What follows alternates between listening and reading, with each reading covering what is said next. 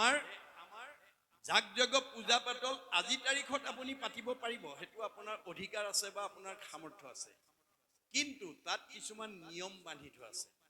স্থান, কাল, পাত্ৰ, নিমিত্ত, দ্ৰব্য, মন্ত্ৰ।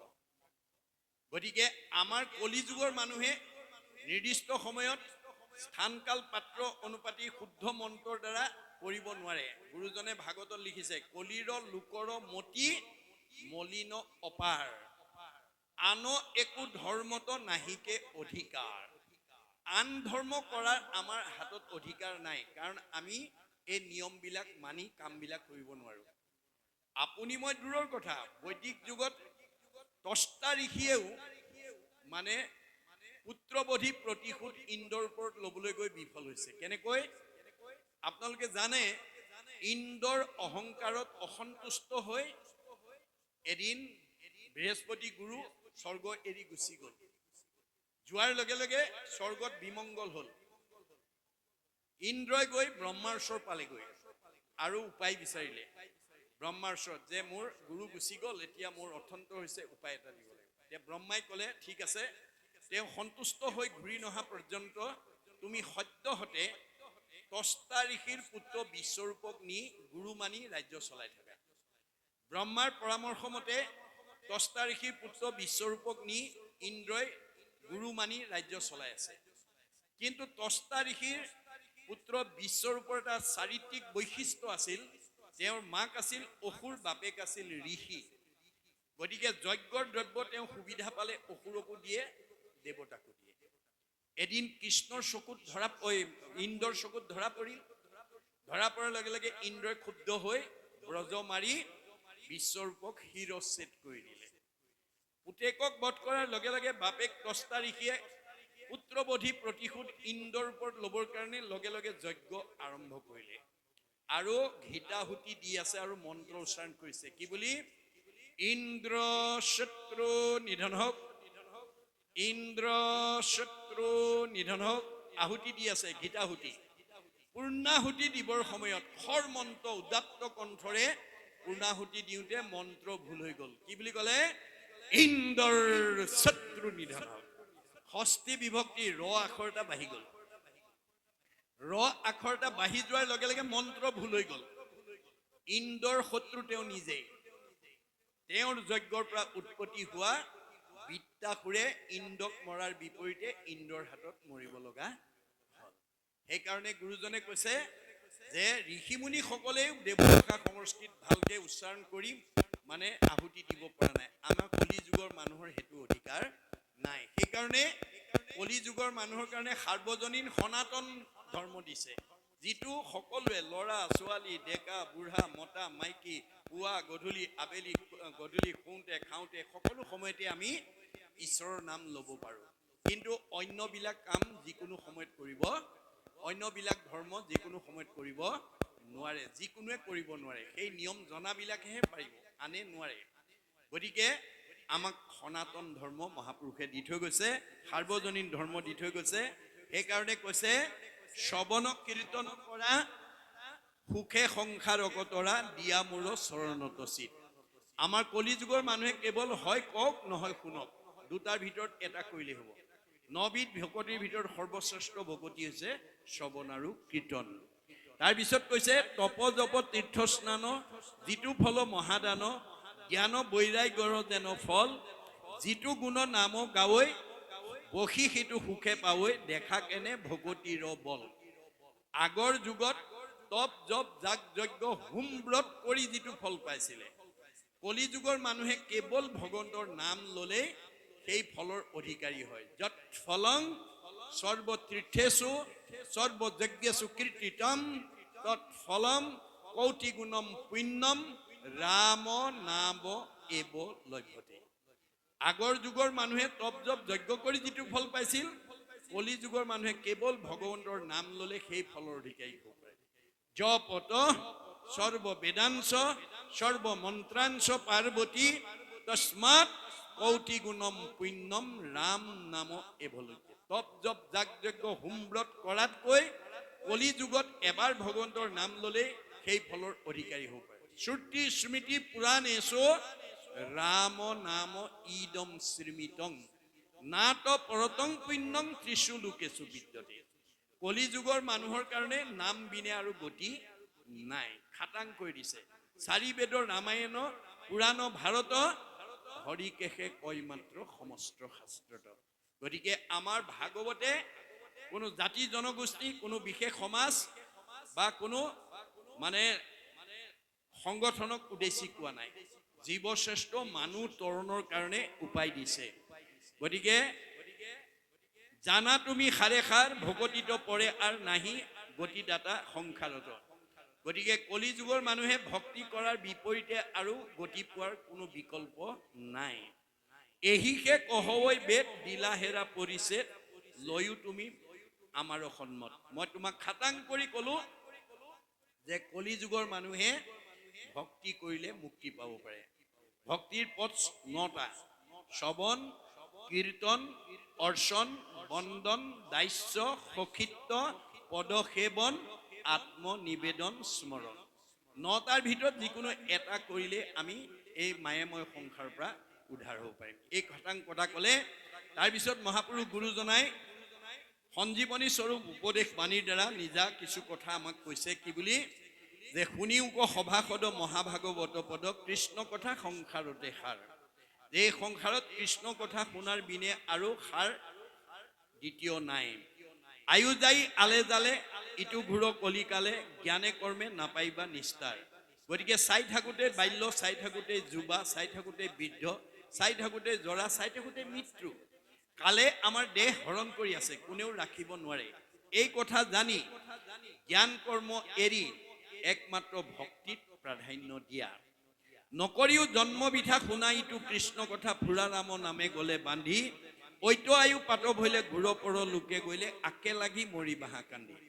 আপোনালোকৰ ঘৰলৈ ৰাতিপুৱা শুই উঠাৰ পৰা গহুলগা খোৱালৈকে ভকত বৈষ্ণৱ আলহী অতিথি বন্ধু বান্ধৱ পালে ঈশ্বৰৰ কথা এটা পাতিব। ঈশ্বৰৰ কথা পাতিলে কলে গালে কি হয়? আমাৰ বিশ্ববিখ্যাত নাট্যকাৰ শেক্সপিয়াৰে কৈছে, mind can be purified by the music, body can be purified by the exercise, both body and mind can be purified by the dance. যি মানুহে ঘোষা কীৰ্তন দশম ঘোষা ৰত্নাৱলী পঢ়ে তেওঁ মগজটো শোধন হৈ থাকে। বৰগীত গাই মগজ শোধন হৈ থাকে। বাৱৈ হাতত আলি যিটো কৰিয়া কীৰ্তন মূৰ প্ৰেম ভাৱত যাৰ আকুল ভৈল মন, মাটিত লুটাৰি পৰে যিটো মহাশয় সত্যে সত্যে গৈলো সখী তাহাঁতে বিক্ৰয়। আপুনি ব্যক্তিগতভাৱে পাৰক, সমাজত আহি হাত তালি মাৰি যদি নাম গাব পাৰে শৰীৰটো শোধন হয়। সেইকাৰণে নামলৈ আহিলে, নাম গাব পৰাকৈ আহিলে আমাৰ লাভ হয়। মনত ৰাখিব দেই। both body and mind can be purified by the dance. নৃত্য কৰিলে দেহ মন দুইটা শোধন হয়। সেইকাৰণে শংকৰদেৱে এই নামঘৰ বা সত্ৰ দি থৈ গৈছে ধুনীয়াকে বনাই থবৰ কাৰণে নহয়। আপোনালোকে এই নামঘৰৰ অন্তৰ্গত যিসকল গৃহস্থী আছে, আপোনালোকে জন্ম দিয়া ল'ৰা ছোৱালীবিলাকক ছখন মহাপুৰুষ দুজনৰ 12খন নাটৰ পৰা যদি এখন নাটক প্ৰশিক্ষণ কৰ্মৰ দ্বাৰা শালাৰ দ্বাৰা যদি শিক্ষা প্ৰদান কৰি ইয়াত যদি পৰিবেশন কৰিব পাৰে, তেতিয়াহ'লে এই নামঘৰক আশ্ৰয় কৰি থকা সেই গাঁওখনৰ ল'ৰা ছোৱালীবিলাকৰ জীৱনলৈ কেনেকৈ আধ্যাত্মিক পুণ্য আহিব বেদত কৈছে। কি বুলি? কেশৱ অগ্ৰে গীতং বাদ্যং নিত্যং য কৰোতি কলৌ নৰ পদে পদে অশ্ৰমেদ ফলং প্ৰাপ্নুতি নিত্যস্য। আপোনালোকে জন্ম দিয়া ল'ৰা ছোৱালীয়ে যদি নিৰ্গুণ কৃষ্ণৰ গুণলীলা গীত বাদ্য নৃত্য পৰিবেশনৰ দ্বাৰা নামঘৰত পৰিবেশন কৰিব পাৰে, তেতিয়াহ'লে সেই শিল্পীসকলৰ প্ৰতিটো খোজৰ মূল্য হ'ব এটা এটা অশ্বমেধ যজ্ঞৰ সমান অক্ষয় পুণ্য। আৰু যিসকলে আহি চাব আৰু শুনিব, গীতং বাদ্যং নিত্যং হৰি কথা শুনে স পুণ্যাত্মা তলৈকৰ ওপৰে সংস্থিতা। যিবিলাকে নিৰ্গুণ কৃষ্ণৰ গুণলীলা বহি শুনিব আৰু চাব, তেওঁলোকক ক'ত থব? বৈকুণ্ঠত। আজি যে আপোনালোকে ভাগৱত শুনিবলৈ আহিলে আপোনালোকক ভগৱানে ক'ত ঠাই দিব? তলৈকৰ ওপৰত, অৰ্থাৎ বৈকুণ্ঠত। গতিকে আমি প্ৰত্যেক দিনা যাতে 4 মিনিট সময় যাতে ঈশ্বৰৰ কথা শুনা কোৱা গোৱাৰ কাৰণে আমি দিব পাৰোঁ, তাৰ কাৰণে প্ৰত্যেক গৃহস্থী ঘৰৰ পৰিয়ালবৰ্গই সমাজৰ লোকে চিন্তা কৰিব। পৰম বান্ধৱ নাম শুনা আৰু গুণগাম আতপৰে কোনো পুণ্য আছে। ভগৱন্তৰ নাম গোৱা আৰু শুনাতকৈ পুণ্য নাই। জাতপৰে পাপী নাই তাকো নাম তাৰৈ নামে পায়। কুল কুয়া হুয়া একোৱে নবাছে। জাতি কুল একো নেবাছে, ভগৱন্তৰ নামে চবকে তৰাই দিয়ে। আৰু এইটো যদি নকৰে তেতিয়াহ'লে আপুনি পিছৰ জন্মত তাকে লাগি মৰিবা হাকান্দি। এই জন্মত যদি ঈশ্বৰৰ নাম কোনোবাই নাগায় নকয় তেতিয়াহ'লে আমাৰ জীৱৰ মৃত্যু নাই, কৰ্মফল আছে। প্ৰাৰব্ধ, আৰব্ধ, অনাৰব্ধ। আমাৰ বেদৰ মতে তিনিটা কৰ্মফলৰ কাৰণে আমি সংসাৰত ঘূৰি থাকিব লগা হয়। প্ৰাৰব্ধ মানে পূৰ্ব জন্ম, আৰব্ধ মানে এই জন্ম, অনাৰব্ধ মানে পিছৰ জন্ম। এতিয়া প্ৰাৰব্ধৰ বেছি পুণ্য লৈ আহি আপোনালোকৰ এই চিৰিপুৰীয়া নকাটনি গাঁৱত যিবিলাক গৃহস্থী বাস কৰি আছে, যি বেছি পুণ্য লৈ আহিছে সি চবতকৈ ওপৰত থাকিব। মধ্যম পুণ্য লৈ অহাবিলাক মধ্যমত থাকিব আৰু কম পুণ্য লৈ অহাবিলাক কমত থাকিব। আপুনি যিমান পুণ্য লৈ আহিছে সেইমতেহে আপোনাক ইয়াত ভগৱানে প্ৰতিষ্ঠা কৰিব। ভগৱান হ'ল বুলি ইচ্ছা কৰি কাৰোবাক দুখ সুখ দিব নোৱাৰে। কিন্তু ইটো স্থায়ী নহয়। সুখ আৰু দুখটো গতিশীল, ইয়াক মায়া বুলি কৈছে। মাধৱৰ মায়াৰ কমনে পাৱে অন্ত, ঐশ্বৰ্য দৰিদ্ৰ হুৱে দুখী ধনৱন্ত। স্বৰ্গীয় নৰকে, নৰকীয় স্বৰ্গে যায়, সৰ্বকালে সুখ দুখ একো স্থানে নাই। সংসাৰৰ সুখ দুখ জানা সবে মায়া, তিলেকতে অন্তৰে মেঘৰ যেন ছায়া। চাই থাকোঁতেই নকাটনি গাঁৱৰ বাপেক মাকৰ দিনত একোৱেই নাছিল, পুতেকহঁতৰ দিনত এতিয়া জয় জয়ময়। কাৰোবাৰ আকৌ মাক বাপেকে বহুত সম্পত্তি দি থৈ গৈছিল, পুতেকহঁতৰ দিনত বেছি কিনি আজৰি। এই যি পৰিৱৰ্তন, এয়াই হৈছে জন্ম চক্ৰৰ ৰহস্য। চক্ৰবৎ পৰিৱৰ্তনতে দুখানিছ সুখানিছ। আপোনালোকে ভাগৱত শুনি যদি 5 জনৰ ভিতৰত নিজক এজন কৰিব পাৰে, ভগৱানে আনে মানুহেতো হিংসা কৰি নোৱাৰে, স্বয়ং ভগৱানেও আপোনালোকক পদচ্যুত কৰিব নোৱাৰে। ভক্তিৰ ইমান মহিমা, মনত ৰাখিব। সন্ত মহন্ত ভক্ত বৈষ্ণৱ সাধু এই 5 জনৰ ভিতৰত এজন হওক, মানুহেতো হিংসা কৰি নোৱাৰে, স্বয়ং ভগৱানেও আপোনাক পদচ্যুত কৰিব নোৱাৰে। যাৰ কথা প্ৰহ্লাদে দেখুৱাই থৈ গৈছে। প্ৰহ্লাদৰ পিতৃ হিৰণ্যকশিপুক নৃসিংহই বধ কৰাৰ পিছত নৃসিংহৰ খং মাৰ যোৱা নাই, দেৱতাসকল ওচৰ চাপিবলৈ সাহস কৰা নাই। প্ৰহ্লাদক ক'লে যোৱা তুমি তুতি কৰা।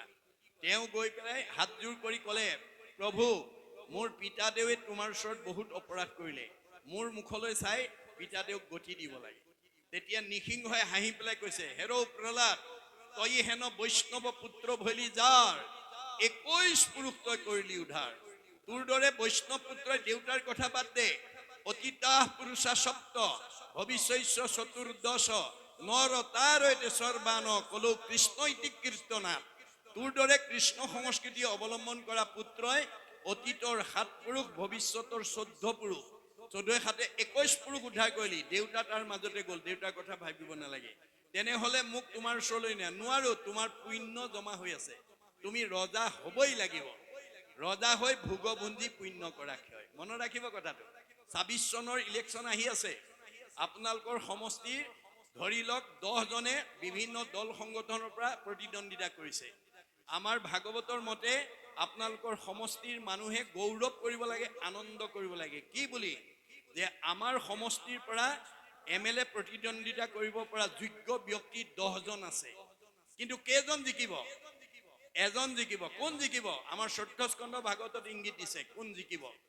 যে 26 চনত MLA প্ৰতিদ্বন্দ্বিতা কৰিম বুলি যিকেইজন প্ৰতিদ্বন্দ্বীয়ে বহু আগৰ পৰাই এই সমষ্টি তৃণমূল এটা আত্মা, পৰিয়াল, সমাজ, অনুষ্ঠান, প্ৰতিষ্ঠান, দল সংগঠনৰ উপকাৰৰ কামত যি অৱদান দি আহিছে, এই 10 জনৰ ভিতৰত যাৰ অৱদানৰ পৰিমাণ বেছি হ'ব, যাৰ পুণ্য নম্বৰটো বেছি হ'ব, সি বাই হুক অৰ বাই ক্ৰুক তেওঁক জিকিব।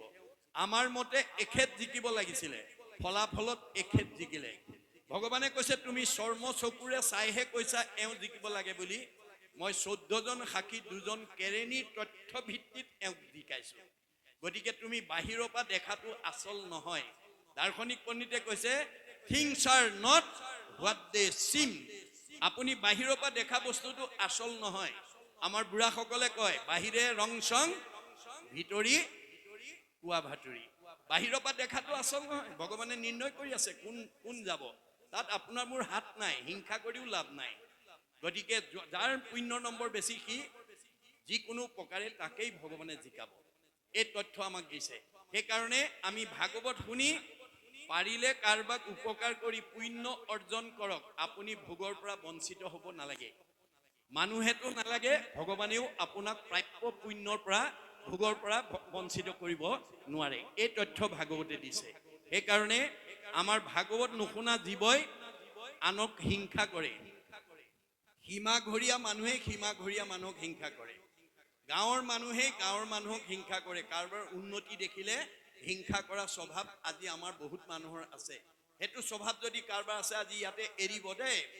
স্বয়ং ভগৱন্ত কৃষ্ণই 10ম স্কন্ধত আহি নিজ মুখে কৈছে মই দিয়া সুখ শান্তিত যদি কোনোবাই হস্তক্ষেপ কৰে তেওঁক কেতিয়াও মনৰ কামনা মই পূৰণ কৰিবলৈ নিদিওঁ।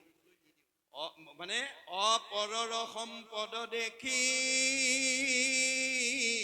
মৰে যিটো চক্ষু পুৰি তাৰো আশা সবে হুৱে নষ্ট। অতোমাত বিমুখ ভৈলে একো আত সুখ নাই। অমিছা সবে যত কৰে কষ্ট। আপুনি শিলত মূৰ এচাৰি উপাৰ্জন কৰি থাকক, পৰহিংসা ভাৱ যদি এই হৃদয়ত আছে আপোনাৰ মনৰ কামনা কেতিয়াও পূৰণ হ'বলৈ নিদিয়ে। আৰু মনৰ কামনা পূৰণ নোহোৱা মানুহে খোলা হাঁহি মাৰিব নোৱাৰে। খোলা হাঁহি মাৰিব নোৱাৰা মানুহৰ চেহেৰা ভাল নহয়, কমনীয়তা নাবাঢ়ে, পৰমায়ুস নাবাঢ়ে। বাইবেলত চলোমনে কৈছে merry heart do it good like a medicine, a broken heart right the bone. যাৰ হৃদয়ত আনন্দ থাকিব মেডিচিনৰ দৰে কাম কৰিব। মানে কমনীয়তা বঢ়াই দিব, আয়ুস বঢ়াই দিব, মানে চেহেৰা সুন্দৰ কৰিব। আৰু যাৰ অন্তৰত দুখ বেদনাই ভৰি থাকিব সি আৰু ঘিউ মৌ খাওক হাড়লৈকে শুকাই যাব। আহাৰে চেহেৰা ভাল কৰিব নোৱাৰে, মনটো যদি আনন্দত ৰাখিব নোৱাৰো। এই তথ্য দিছে। এই তথ্য জীৱনশৈলীৰ তথ্য দি আছে। তাৰপিছত কৈছে যে বুলন্তে নাহিকৈ দহৈ পাতিক ছয় কৰৈ পুণ্য উদ্ভুদয় মিলাৱৈ মুকুতি সুখে সুখ। আপুনি ভক্তি কৰক, আপুনি সুখ পাবই। বুলন্তে নাহিকে শ্ৰম শুনন্তে অমৃত সম হেন নাম কিয় এৰা মুখে। যে আমি ঈশ্বৰৰ নাম ল'বলৈ কাৰোৰ পৰা ধাৰ কৰিব নালাগে। হিয়াৰ মাজে নামৰ ভণ্ডাৰ মুখে ভাজ হয়। আমাৰ হৃদয়ত হাজাৰ নাম পুঞ্জীভূত কৰি থৈছে, আমি মাত্ৰ মুখেদি এটা উলিয়াব লাগে, ক'ব লাগে। ইমানেই আমাৰ দায়িত্ব। আজি তাকো কৰিবলৈ বহুতৰ এলাহ। গতিকে তেওঁ কেতিয়াও উদ্ধাৰ হ'ব নোৱাৰে। ইটো কলি কালে সাৰ নামবিনে নাহি আৰ নামত সমস্ত পুণ্য বিজয়। যত তপ তীৰ্থ দান মন্ত্ৰ জাপ্য যোগ জ্ঞান নাম উচ্চাৰণতে সবে সিজয়। ভগৱন্তৰ নাম ল'লে সমস্ত পুণ্য সাধন হ'ব। নামত দিয়োগ চিত নামেশে সুহৃদ হিত। সংসাৰ ব্যাধিৰ মহোৎসধি। বেমাৰ অনুকূল ঔষধ খালে যেনেকৈ মানুহৰ বেমাৰ ভাল হয়, আমাৰ কলি যুগৰ মানুহৰ সাংসাৰিক বেমাৰৰ পৰা মুক্ত হ'বলৈ হ'লে এই ৰাম নাম মহৌষধি খাব লাগিব, ক'ব লাগিব, গাব লাগিব। তেতিয়া আমাক কোনো বিপদে বা দুখে আমাক স্পৰ্শ কৰিব নোৱাৰে। এৰি হেন হৰি নাম কৰৈ মৰৈ আন কাম তাত পৰে নাহিকে বিবুধি। কলি যুগৰ মানুহ হৈ যদি আপুনি ঈশ্বৰৰ নাম নলৈ অন্য কৰ্ম কৰিছে তেতিয়াহ'লে আপুনি বিবুধি, বুদ্ধিহীন মানুহ বুলি কৈছে। কলিত হৰিৰ কীৰ্তন এৰিয়া অন্যত্ৰ ধৰ্ম আচৰে। মিছাতে কেৱলে শ্ৰম মাত্ৰ পাৱে একোৱে ফল নধৰে। আমি কলি যুগৰ মানুহ হৈ যদি আমি ঈশ্বৰৰ নামৰ বিপৰীতে যদি আন কৰ্ম কৰোঁ তেতিয়াহ'লে আমি ফলৱৰ্তী হ'ব নোৱাৰো। তাৰপিছত কৈছে কৃষ্ণেহে পৰম দেও ব্ৰহ্মা হৰে কৰৈ সেও। জানি টান ভজিয়া চৰণে পৰলোক বন্ধু হৰি তাকেহে স্মৰণ কৰি আনগতি নাহিকৈ মৰণে। আপুনি মইনো কোন? ব্ৰহ্মা হৰ শিৱকে প্ৰমুখ্য কৰি 33 কোটি দেৱতাই ভগৱন্তক উপাসনা কৰে। গতিকে সেইজন ভগৱানক যদি আমি এৰি চলো আমি কেতিয়াও উদ্ধাৰ হ'ব নোৱাৰিম। কালে ধৰিল এক পৰা মিছাত বিলম্ব কৰা চিন্তা হৰি ভকতিৰ কাম আয়ু যাই ক্ষণে ক্ষণে কৃষ্ণৰ কিংকৰে ভনে নিৰন্তৰে বোলা ৰাম ৰাম। এতিয়া মহাপুৰুষ গুৰুজনাই আমাক এটা আহ্বান জনালে যে কাল নামৰ সাপটোৱে আমাক চুপি আছে, কাল সৰ্পে চুম্পিয়া আচয় পৃষ্ঠ ভাগে, চেগচাই কোনোদিনা ধৰিবেক লাগে, কোনোমতে নেৰয়ে নেৰাৱে টানো হাত, কৃষ্ণত ভকতি যেবে নকৰে সাক্ষাৎ। আজিৰ দৰে যদি ঈশ্বৰৰ ভক্তি নকৰোঁ আমি কালৰ হাতৰ পৰা নিজক বচাব নোৱাৰিম। গতিকে আমাৰ এই ২৪ তত্ত্বৰ দেহটো আমাৰ কাঠ পৰা দি পৰি থাকিব যিদিনাখন কৃষ্ণ আমাৰ পৰা ওলাই যাব। কাষ্ট যেন থাকিবেক মাটি টপৰীয়া, হেন দেহ আপোনাৰো বোলাকি লাগীয়া। আজি আমাৰ মানুহে দেহটোকে আত্মা বুলি ভাবে, পৰিয়ালকে আপোন বুলি ভাবে। আচলতে পৰিয়াল আমাৰ কোনো কাৰো নহয়, এইবোৰ মাত্ৰ এটা নিমিত্তৰ খাতিৰত মায়াৰ বান্ধোনত আমাক ৰাখিছে। সেইকাৰণে আমি সেই মায়াৰ বান্ধোনত পৰি ঈশ্বৰত ভক্তি কৰাৰ পথত যাতে আমি ৰৈ থাকিব নালাগে।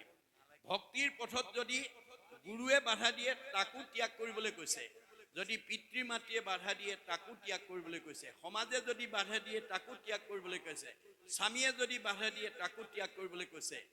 আমাৰ শাস্ত্ৰৰ মতে গুৰু ত্যাগ কৰিলা বীৰু চনেৰ নন্দন, ভাতৃ ত্যাগ কৰিলা ৰাক্ষস বিভীষণ, প্ৰহ্লাদে কৰিলে ত্যাগ আপোনাৰ পিতা, ভগৱান ভৰতে তেজিলে নিজ মাতা, গোপীগণে স্বামী ত্যাগ ভাগৱতে শুনি, সৰ্বদেৱ ত্যাগ কৰিলা ভৃগু আদি মুনি, বিদুৰে কৰিলে ত্যাগ নিজ জ্ঞাতিগণ, শুনা সৰ্বজন ইটো শাস্ত্ৰৰ বচন। বিদুৰে মহাভাৰতৰ যুদ্ধৰ পূৰ্বতে গুচি গ'ল, কিয়?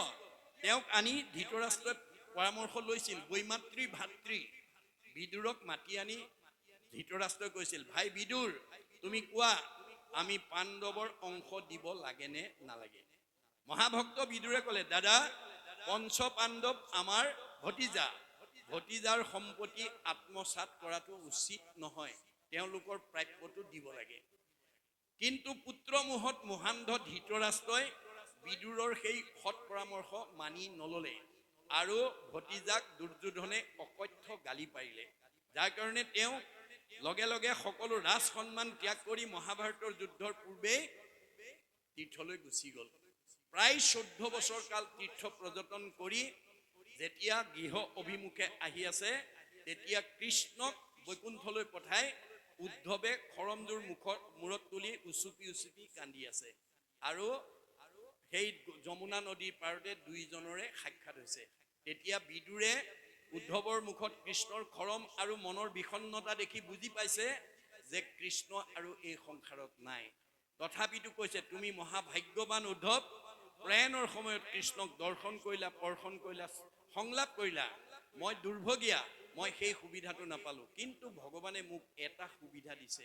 তুমি যিহেতু কৃষ্ণক দৰ্শন স্পৰ্শন সংলাপ কৰি আহিছা, তোমাক চুলেও মই সমান পুণ্যভাগী হ'ম। কৃষ্ণ পদ পৰশী আশী আছা বাপ, তোক চুই হওঁ মই পৰম নিষ্পাপ।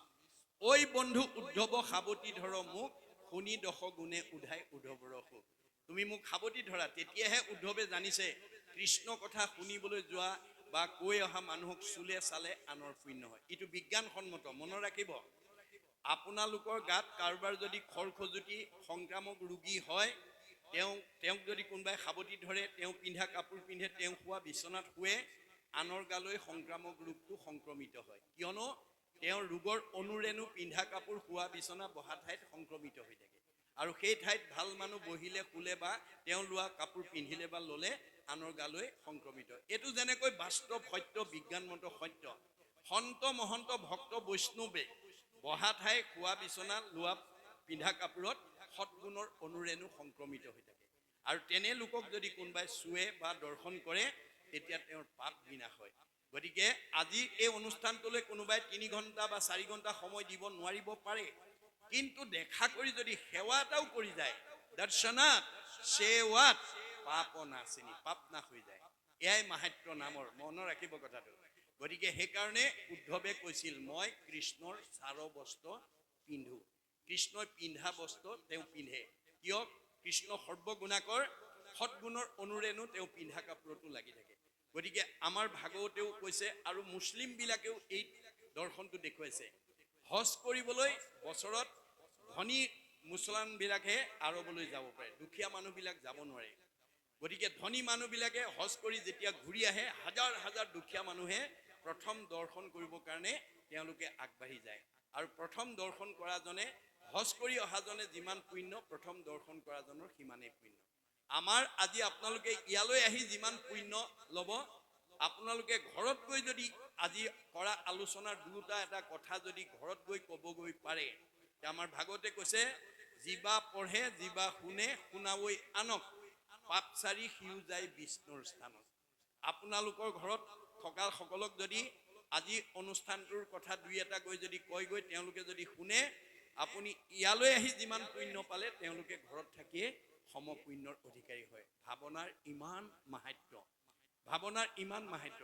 গতিকে আমাৰ গুৰুজনাৰ দৰ্শন মতে গৃহাশ্ৰমেই হৈছে সৰ্বশ্ৰেষ্ঠ আশ্ৰম।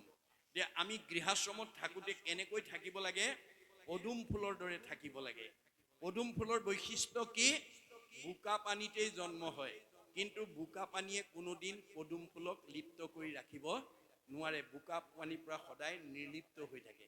ঠিক তেনেকৈ সন্ত মহন্ত ভক্ত বৈষ্ণৱসকল, ভগৱানে কৈছে মই দিয়া ধন টকা পইচা গাড়ী মটৰ পকা ঘৰ দুৱাৰৰ মাজতে থাকে, কিন্তু লগত নিব নোৱাৰা ধন সম্পত্তিৰ মোহে মোক লগত নিব পৰা ধন ঘটাৰ কাৰণে এইসকলক বাধা দি ৰাখিব নোৱাৰে। আমি গৃহস্থী ধৰ্ম হিচাপে কেনেকৈ থাকিব লাগে? পদুম ফুলৰ দৰে থাকিব লাগে। আমাৰ ভাৱনা কেনেকুৱা হ'ব লাগে? কাছৰ দৰে হ'ব লাগে।